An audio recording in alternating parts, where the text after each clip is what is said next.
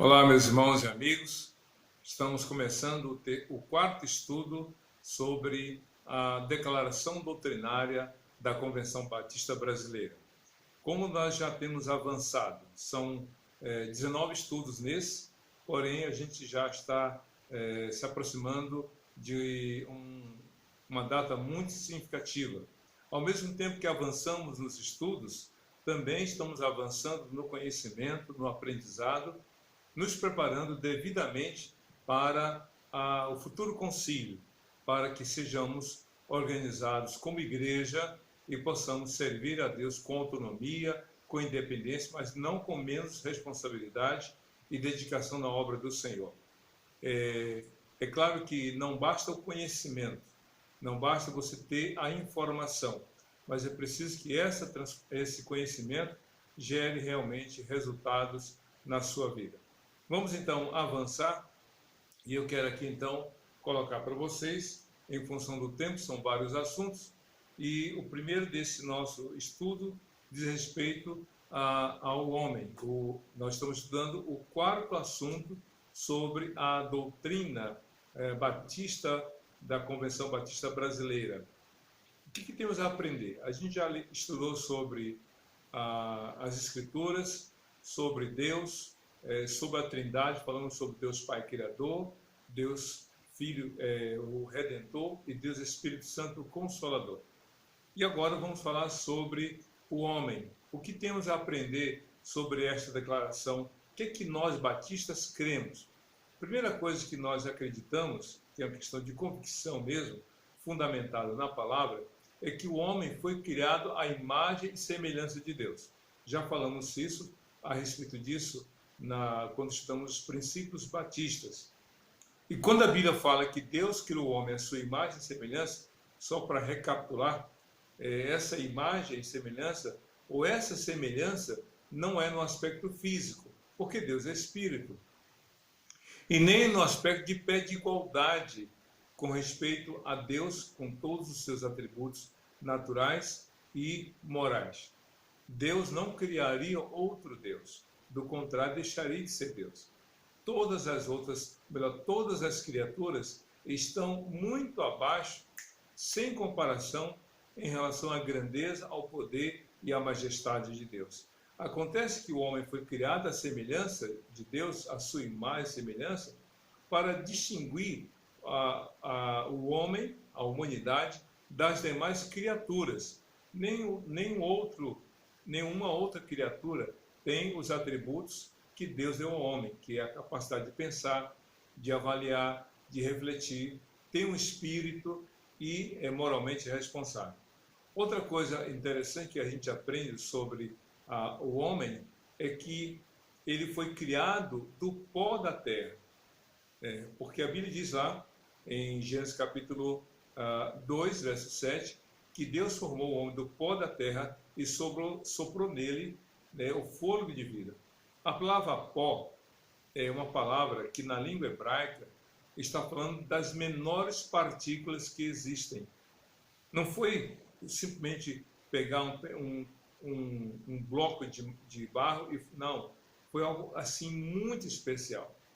Isso prova a singularidade com que o homem foi criado, porque todas as outras criaturas passaram a existir pelo poder criador de Deus, pela fala dele, haja e ouve. Mas no caso do ser humano, Deus usou as suas mãos para formar o homem. Outra coisa interessante é que o homem tem um espírito. Sim, antes de falar sobre o espírito, a Bíblia deixa claro, lá em Eclesiastes capítulo 12, que o homem foi feito do pó da terra e ao pó voltará. Como é que é isso? Está falando muitas coisas. Primeiro, sobre a origem, e segundo, sobre a finitude. Ou seja, o homem foi criado do pó da terra e por causa da limitação humana, o homem morre e o seu corpo volta ao estado anterior, que é o aspecto físico, pó da terra. Isso é bíblico.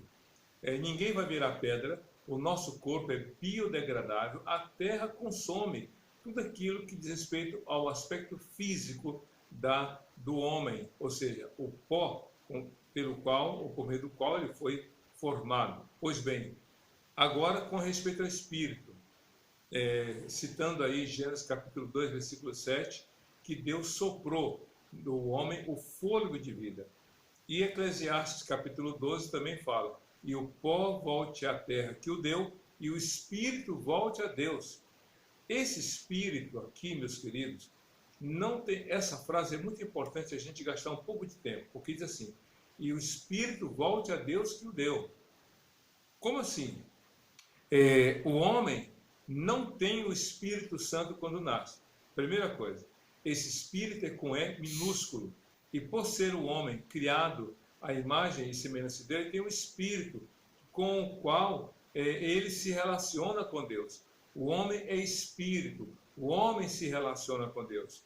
Agora, esse Espírito é o fôlego de vida, esse fôlego de vida que Deus deu ao homem, esse fôlego de vida que o homem tem dado por Deus. É por essa razão que o homem se relaciona com Deus. Mas quando a Bíblia diz que o Espírito volte a Deus, não está falando de salvação.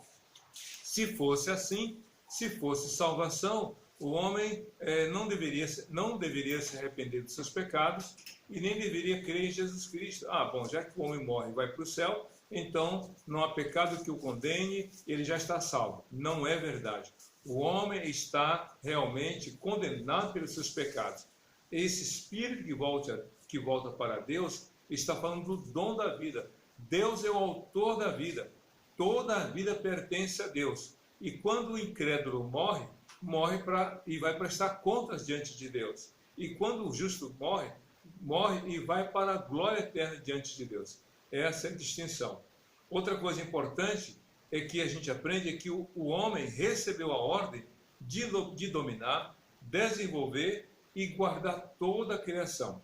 Se você ler Gênesis capítulo 1, do verso 26 ao verso 30, você vai observar que Deus criou o homem, criou a mulher, deu a eles instruções e deu a eles autoridade para dominar, para desenvolver e zelar por toda a criação. Numa linguagem mais coloquial, alguns dizem que Deus colocou o homem como mordomo da criação. Por acaso o mordomo é dono da casa que ele cuida? Não. Ele é apenas o administrador, o que zela pela casa. Como o pastor que cuida do rebanho, mas o rebanho é do Senhor. Entende? Então essa é a responsabilidade de dominar, desenvolver e fazer com que a criação seja adequadamente cuidada pelo homem. O que temos a aprender mais sobre a humanidade? Vamos então aprender mais um pouco. Outra coisa importante, o homem foi criado para glorificar a Deus. Às vezes, a gente vê aí, pelo mundo afora, as pessoas endeusando, entre aspas, ou exaltando a criação e esquecendo-se do Criador. A invenção se tornou mais importante do que o inventor. Em alguns momentos da história a gente vê isso. Porém, nenhuma criação feita por Deus deve ser motivo de glória do próprio homem. O homem que tem que exaltar a Deus. Se você ler Efésios capítulo 1, do verso 1 ao versículo 12, você vai observar que o apóstolo Paulo diz que Deus criou o homem para a glória de Deus. O homem deve glorificar a Deus. O homem deve exaltar a Deus. O homem deve dizer, louvado seja o nome do Senhor. O pecado do homem está lá definido em Romanos 1, 18 a 32. O homem inverteu os papéis. Em vez de adorar e exaltar o Criador, passou a exaltar e adorar a criação. E essa foi a razão de toda a degradação da humanidade, porque o homem inverteu os propósitos, passou a venerar, a adorar sol, lua, estrelas, mata, árvore, pedra, pau e a própria humanidade. E isso realmente é um grande equívoco. Outra coisa que a gente aprende também, qual é o propósito para a criação do homem? O homem foi criado para quê? Com que propósito? Glorificar a Deus? Sim, mas amar, conhecer e está em plena comunhão com o Criador, cumprindo a sua divina vontade. O homem foi criado dependente de Deus. Então o homem deveria amar a Deus, conhecer e realmente viver em comunhão com Deus. Esses são os propósitos para a existência humana. Tem uma frase do pastor Agostinho, conhecido como Bispo Agostinho, porque naquela época, lá em Hipona, na África, quando ele dirigiu uma igreja, os pastores daquela época eram chamados de bispos. Então Agostinho disse o seguinte: ó Deus, tu nos fizeste para ti mesmo, e não descansaremos enquanto não descansarmos em ti. Ou seja, o homem é dependente de Deus. Deus não depende da criação. Deus não está refém da criação. A gente já falou isso quando a gente estudou os princípios relacionados e as doutrinas sobre Deus e sobre a Trindade. Deus está acima, ele está sobre a criação. Ele não depende dela, é a criação que depende dele. Por isso que o homem tem como propósito amar a Deus, conhecer a Deus, estar em comunhão com Deus e realizar a sua divina vontade. Outra coisa interessante o homem é um ser espiritual. A gente já viu isso, né? Deus soprou o homem o espírito de vida, o fôlego de vida. Então o homem difere das outras criaturas que se movem sobre a terra, porque tem um espírito.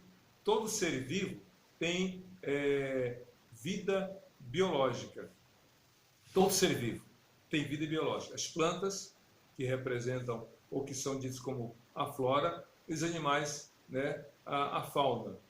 Mas todos os seres vivos têm vida biológica. Só, porém, os animais têm psique. E o que é psique? Psique tem a ver com a parte emocional, tem a ver com a parte dos sentimentos. Até os animais têm sentimentos. A prova disso é que existe a psicologia animal, que estuda o comportamento humano. Mas só o homem, o ser humano, tem pneuma, que é espírito, que é realmente esse aspecto espiritual com o qual o homem fala com Deus e Deus com o homem. Mas também o homem é um ser intelectual. É um ser intelectual. E quando a gente fala intelectual, a gente vai um pouco além, porque os animais são seres inteligentes, sim, só que eles aprendem por repetição, aprendem por imitação. O homem vai além de imitar e repetir comportamentos, o homem é racional. Esse é o aspecto da questão intelectual. E como ser racional, o homem é responsável pelas ações, pelas escolhas que faz. Você nunca viu um animal indo a um tribunal responder pelos seus atos. Você não vê alguém denunciar um cachorro. Quando alguém denuncia um cachorro que o mordeu, quem vai a julgamento não é o cachorro, mas o dono do cachorro. Então, o homem é um ser racional e, por essa razão, ele responde por seus atos diante de Deus e diante dos homens. Muito mais deve o homem temer o juízo de Deus. Jesus disse: não temam aquele que pode prender o corpo de vocês numa cela, mas temam aquele que pode lançar o corpo e o espírito do homem no inferno. A ele deve temer, disse o Senhor. Mas o que a gente aprende mais sobre as doutrinas? Vamos estudar um pouquinho mais agora, vamos sobre o pecado. Na língua grega, pecado é hamartan. Não sei se você já ouviu falar essa palavra, hamartan. E harmatiologia é o estudo teológico sobre o pecado. Então, o que a gente aprende sobre o pecado? Quais são os conceitos que nós, batistas, temos a respeito do pecado? A gente viu alguns aspectos relacionados ao homem, e foi uma longa comunicação sobre o homem. Agora, sobre o pecado, a gente tem algumas coisas a aprender também relevantes. A primeira coisa, meus queridos, que a gente precisa ter convicção, é que Deus criou o homem perfeito, sem falha, sem erro, sem pecado. Isso mesmo. Se você ler Gênesis capítulo 1, de 26 ao verso 30, na verdade, o verso 31. O verso 31 de Gênesis 1 é o fechamento de todo o processo da criação, porque diz assim: e viu Deus que era tudo muito bom, e foi à tarde e manhã o sexto dia. Ou seja, Deus, até o dia em que ele criou o homem, era bom. E depois que ele criou o homem e a mulher, diz a Bíblia que foi muito bom, perfeito, tudo ordenado, tudo funcionando da forma como Deus havia estabelecido, o homem sem pecado. A Bíblia diz em Gênesis 3 que todos os dias, na viração do dia, Deus ia conversar com Adão e Eva, tudo perfeito. Até que o dia veio o pecado. Então, o homem foi criado de forma perfeita. O homem tinha plena comunhão com Deus. Porque quando uma coisa é criada de forma errada, não é surpresa ter dado errado. Um carro mal fabricado, um equipamento que sai com defeito de fábrica, como celular, como TV, computador, não é surpresa, já veio com defeito de fábrica. O homem não veio com defeito. O homem não foi criado com defeito. O defeito veio depois, mas não foi contra a vontade. A gente vai ver, foi escolha do homem. Então o homem foi criado perfeito diante de Deus. O homem foi criado realmente sem nenhuma falha. Ele tinha plena comunhão com Deus. Mas por influência de Satanás, o homem voluntariamente escolheu pecar contra Deus. O diabo teve a sua responsabilidade quanto a tentar, quanto a induzir, quanto a querer levar o homem para fora do projeto de Deus. Essa é a responsabilidade que Satanás tem. Satanás tentou Eva e teve êxito. Mas Deus não teve nenhuma culpa. Foi escolha de Eva. Inclusive, ela foi tentada e comeu do fruto porque foi tentada. O homem não foi tentado. Ele teve, digamos, o convite de Eva para comer e sem qualquer questionamento, sem qualquer ponderação, o homem pecou contra Deus. Então os dois, o homem e a mulher, pecaram contra Deus, foram influenciados, foram tentados, mas a responsabilidade existe da seguinte maneira: Satanás, porque foi o instrumento, foi o meio, melhor dizendo, ele usou da tentação para desviar. Eva, porque foi tentada, deu ouvidos, e o homem que não questionou e pecou. Então cada um dos três teve a sua devida responsabilidade diante do Senhor. E como consequência do pecado do homem, como o homem pecou contra Deus, então toda a humanidade, realmente, à semelhança de Adão e Eva, se tornou escrava do pecado. Jesus falou isso em João 8:34. Todo aquele que comete pecado é escravo do pecado. Isso ele fala do versículo 32 ao verso 36, nesse conjunto de palavras sobre o pecado, a escravidão que ele oferece, que ele tem como consequência, mas a liberdade em Jesus, porque Jesus é a verdade que liberta. Pois bem, o homem é chamado como a natureza caída. Como assim? O homem foi criado como a coroa da criação de Deus, se você ler o Salmo 8. Mas como ele pecou, então ele foi tirado dessa posição. É como se ele estivesse lá no topo, no lugar mais alto de toda a criação, e então caiu. Por isso que o homem é chamado de o homem que caiu, a natureza decaída do homem. Por isso que o homem, embora tenha e mantenha-se criado ou como criatura de Deus, ele tem a imagem de Deus, ele foi criado à semelhança de Deus, porém arranhada pelo pecado. Deus continua do jeito que ele é, mas o homem não foi mais o mesmo depois que pecou. Ele sofre as consequências, ele é escravo do pecado, sujeito ao pecado, e o diabo tem a vida dele sob domínio. E aí você pergunta, poxa, mas se Adão e Eva pecaram, por que eu tenho culpa? Olha só, Adão e Eva pecaram, e eles passaram, eu vou usar aqui uma expressão, o DNA do pecado para toda a humanidade. Toda a humanidade pecou. Não tem aquela história, filho de peixe, peixinho é? Pois é, Adão e Eva pecaram e toda a humanidade recebeu os efeitos as consequências e a natureza do pecado. Se você ler Romanos capítulo 5, versículo 12, o apóstolo Paulo diz que o pecado entrou no mundo, ou melhor, a morte entrou no mundo pelo pecado e atingiu a todo mundo porque todos pecaram. Ou seja, não seria justo você e eu sermos condenados pelo pecado de Adão. Não seria justo. Como Deus, sendo justo, não culpa o filho pelo pecado do pai. Se você ler Ezequiel capítulo 18, Deus fala assim: nunca mais se dirá tal provérbio no meio de vocês: os pais comeram uvas verdes e os dentes dos filhos se embotaram. Não, cada um levará sobre si a culpa do seu próprio pecado, porque Deus é justo. Outra coisa interessante que a gente aprende é que todo pecado é contra Deus. Isso mesmo, todo pecado é contra Deus. Quando o homem peca, ele primeiramente está pecando contra Deus, ainda que ele esteja atingindo a si mesmo ou atingindo ao outro. O pecado compromete o indivíduo nessas três áreas do seu relacionamento com Deus, consigo mesmo e com o próximo. Por isso que o homem, na sua vida de pecado, se opõe a Deus, não vive em paz consigo mesmo e nem tem paz com o próximo, porque essas quatro dimensões da vida do ser humano foram afetadas realmente por causa do pecado. Mas o que temos mais a aprender sobre o pecado? Vamos então avançar. O pecado que o homem pratica atinge o próximo. Isso mesmo, como eu falei um pouquinho antes.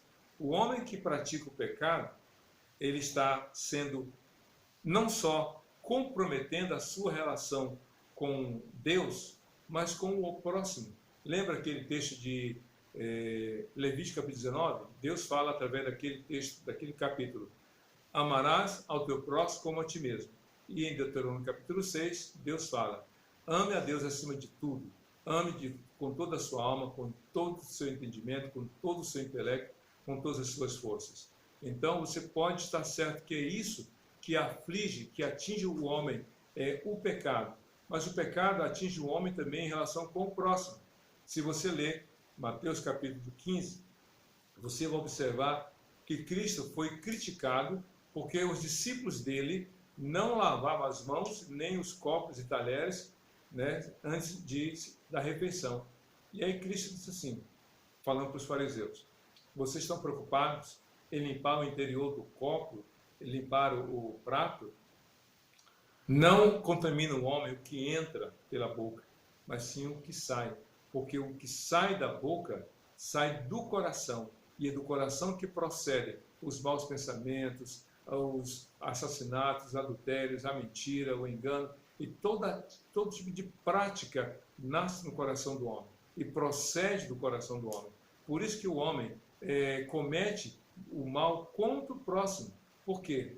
Porque ele está separado de Deus e aí não vive dentro dos propósitos do Senhor. A antepenúltima declaração que a gente aprende aqui, que o maior pecado de toda a humanidade é a incredulidade, é não crer em Jesus. Eu preguei esses dias sobre os Salmos e eu vou repetir o que eu falei naquela ocasião. Vamos supor que você tem uma árvore na sua casa. Pense naquela árvore frutífera. Mas vamos supor que essa árvore frutífera comece a produzir naquela estação todos os frutos ácidos, mas uma acidez tão forte, mais forte que limão. Vamos imaginar. Aí você tenta comer, morder aquele fruto e você até dá aquele tensão de acidez, de azedo. Pois bem, aí você pensa: eu vou tirar todos os frutos ácidos dessa árvore. Aí você arranca, chama a família, os parentes e tira todos os frutos ácidos daquela árvore. Aí pensa, na próxima estação vão surgir frutos bons e doces, mas para sua surpresa, frutos ácidos. E aí você, mas por que eu tirei tudo? Vamos tirar de novo. Na próxima estação vai dar frutos bons. E aí, na terceira estação, pela terceira vez, frutos ácidos. Aí você diz, mas eu não consigo entender.